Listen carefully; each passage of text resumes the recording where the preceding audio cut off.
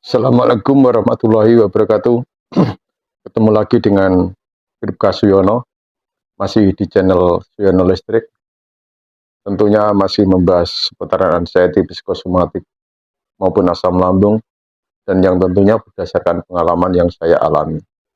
Oke, apa kabar Anda semua? Saya doakan semoga Anda sehat, baik jasmani, jiwani, dan yang lebih utama Anda segera lepas dari anxiety psikosomatik maupun asam lambung.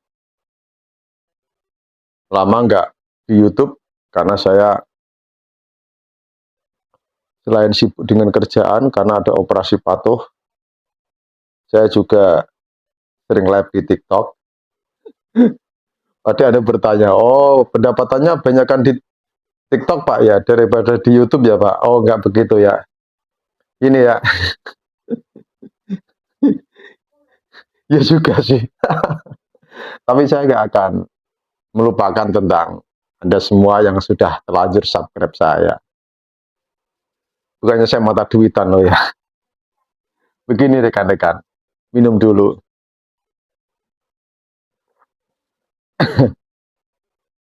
Di sini saya akan membahas salah satu kenapa Anda, bukan Anda, kita ya, kita itu susah lepas dari itu. Karena ada satu faktor ini yang menyebabkan kita itu susah. Sebenarnya banyak faktor, tetapi ini nanti yang saya ucapkan, saya utarakan. Sadar atau tidak Anda sadari, Anda pasti, oh iya ya, begitu. Kenapa begitu? Karena saya paham, memang saya bukan dokter, bukan psikiater, bukan ahli jiwa, bukan penasehat spiritual. Saya hanya siapa? Saya anggota Polri yang pernah mengalami sakit anxiety psikosomatik asam lambung itu lama. Jadi saya paham dengan karakteristik, mekanisme, dinamikanya dari sakit ini saya paham. Gitu ya. Dan di sini nggak ada pembohongan publik ya. Oke. Nah, salah satu ini memang susah kita untuk menghilangkan. Kita bicara susah ya. Ini saya bicara kita loh ya. Yang namanya kita berarti saya dan Anda. Tetapi secara umum keadaan saya baik-baik saja ya. Masih bisa buat video ini, video TikTok, masih bisa live TikTok. Berarti itu tandanya sehat ya. Alhamdulillah gitu. Nah, ini loh, saya akan sebutkan. Ini loh kapan loh Pak, mulai Pak, dalam hati Anda pasti begitu. Ingin cepat poin-poinnya saja. Biar nggak konsentrasi, biar nggak terlalu sepaneng Anda. Nah, misalkan ya, kita sudah merasa enak ini, misalkan. Kita sudah merasa enak, sudah merasa enjoy. Tiba-tiba kita flu, batuk, hidung mampet, perut agak mual sedikit aja, melilit sedikit. Terus ada rasa lagi, misalkan kepala sedikit pusing, diare, atau sembelit. Itu biasa kita alami yang dulu-dulu. Dan itu biasa. Tetapi saat kita menderita psikosomatik atau setelah sembuh dari psikosomatik, rasa itu menjadi luar biasa. Luar biasa, dahsyat. Gitu. Nah, kenapa bisa begitu? Itu karena trauma. Nah, yang namanya trauma itu susah untuk dihilangkan. Ya, luka batin, trauma itu susah untuk dihilangkan. Walaupun Anda minum obat 1 ton pun, walaupun Anda diterapi semahal apapun, saya yakin trauma dan luka batin itu masih tetap ada. Itu pendapat saya. Ya, konseling, terapi tentang trauma dan luka batin itu hanya membantu melupakan saat itu, ya. Saat itu lupa Anda, sampai seminggu mungkin, sampai sebulan. Tetapi ketika Anda merasakan itu lagi, merasakan sensasi lagi, maka itu akan muncul yaitu rasa ini seakan-akan menjadi luar biasa. Kayak kemarin saya ya, tangan saya itu kayak habis poli itu tangan saya kayak nggak ada tenaga gitu. Saya cuma masih kepikiran, wah ini kalau stroke gimana gitu. Padahal saya udah berkeyakinan nggak akan gitu. Nah, ataupun luka batin, misalkan Anda memendam suatu luka batin sudah diterapi misalkan oleh ahli, oleh apa sudah terapi. Tetapi ketika Anda bertemu dengan orang yang pernah menyakiti Anda, melihat TV yang judulnya atau sinetronnya itu mirip dengan cerita Anda, maka pikiran bawah sadar itu akan membuka lagi, akan mengenang lagi, memutar lagi memori itu ya. Dan itu bahaya nggak Pak? Itu wajar. Itu wajar. Karena memori kita, memori bawah sadar kita, itu tugasnya itu menyimpan file-file yang lama, file-file yang sudah nggak kepakai itu masih tersimpan. Ataupun dari software-software yang masih terinstall di sini. Nah, itu tonton sampai selesai ya. Misalnya begini ya, Anda misalkan sebuah instalasi. Anda misalnya sebuah komputer, ya. Di komputer itu masih ada file-file luka batin, terus software-software yang mengingatkan Anda akan trauma Anda. Nah, yang mengoperasikan ini orang lain komputer itu. Komputer itu pasti diklik-klik itu akan membuka semuanya. Gitu, ya. Pahamilah itu ya. Karena apa? Yang mengingatkan luka batin, mengingatkan trauma, itu sebenarnya bukan diri Anda sendiri. Ada pihak lain yang mengingatkan. Misalkan Anda memendam sakit hati sama siapa yang sekarang belum bisa Anda lupakan, Anda ketemu sama orangnya, atau ada nama yang mirip dengan nama dia, pasti Anda ingat.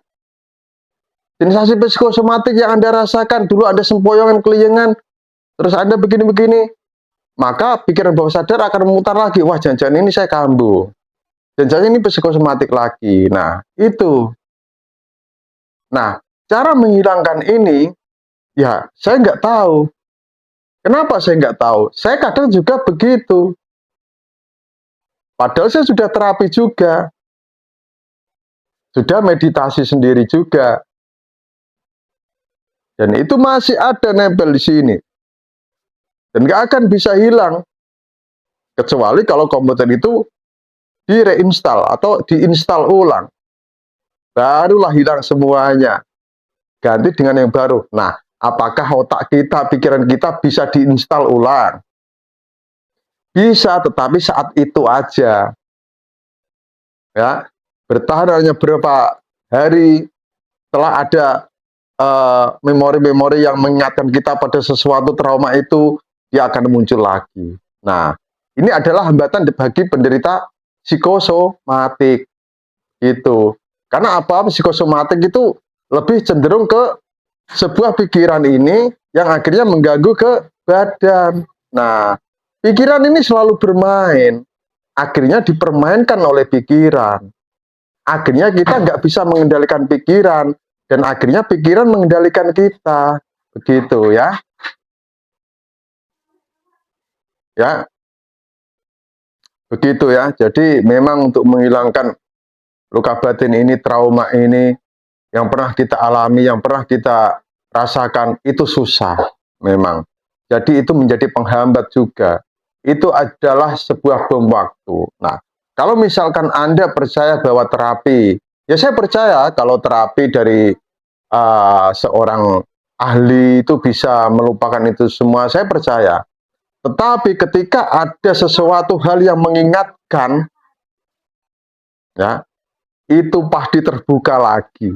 Nah, itu ya, terbuka lagi. Ya, akhirnya Anda merasakan yang sesuatu yang biasa menjadi luar biasa. Tidak mudah untuk menghilangkan rasa itu, trauma itu, luka batin itu. Nggak mudah. Nggak semudah membalikkan telapak tangan. Nah, disinilah solusinya. Ya sudah, nikmati saja. Kalau misalkan Anda melihat sinetron, makanya saya kenapa untuk Anda membatasi tontonan Anda, pendengaran Anda, ya, yaitu karena tontonan tersebut itu bisa membuat trauma Anda itu muncul. Mungkin sinetron ini judulnya mirip dengan kehidupan Anda. Diputar lagi di sini. Terbuka itu memori bawah sadarnya itu, membuka lagi. Itu. Ya itu yang perlu Anda ingat. Kadang tidur pun kita bisa mimpi. Nah, kenapa bisa mimpi itu? Karena kita memikirkan terbawa oleh mimpi. Nah, itu ya. Terus Anda ramal. Itulah yang kesalahan yang ngeramal ngeramal mimpi itu. Itu ya. Jadi jangan bingung. Saya sakit sedikit gini kok rasanya kayak luar biasa. Iya, saya juga begitu, masih begitu. Tapi gimana cara saya untuk menahan itu biar tidak bisa berkelanjutan? Yaitu saya dengan metode taat, yaitu tetap tenang. T yang pertama itu tenang. A, alihkan. Baik alihkan pandangan, alihkan pendengaran, alihkan perhatian, alihkan pikiran. A yang selanjutnya adalah atur nafas. Atur napas secara alami. T yang berikutnya adalah tarik nafas dalam. Itu. Nah, itu salah satunya. Terus meditasi ini bisa mengurangi ya. Kalau tiap hari kita meditasi, maka memori yang trauma luka batin itu di memori bawah sadar ini akan tertutup dia. Tertutup. Kalau meditasi kita itu benar gitu. Akan tertutup. Coba kalau Anda meditasi terus, coba kalau Anda mengalihkan pikiran terus, coba kalau ada sesuatu Anda atur nafas, terus alihkan pandangan Anda, alihkan tontonan Anda dan sebagainya. Nah, nanti akan menjadi suatu kebiasaan. Memang itu muncul. Waduh, jangan-jangan gini, jangan-jangan. Iya muncul. Tapi penanggulangannya yaitu taat, selalu meditasi, selalu istighfar juga, selalu zikir. Kalau misalnya Anda ingat itu astagfirullahaladzim, astagfirullah. Sudah, itu aja. Memang ini tidak segampang yang kita bayangkan, yang saya ucapkan. Tapi memang itu ya. Oke, mungkin hanya itu saja. Kalau ada pertanyaan silahkan tinggalkan di kolom komen. Tanyanya itu ya, saya bikin video hari ini harus hari ini, karena saya konsentrasinya nggak di YouTube aja, di TokTok juga saya. Itu ya. Mungkin hanya itu saja. Salam sehat dari Kaswiono. Wassalamualaikum warahmatullahi wabarakatuh.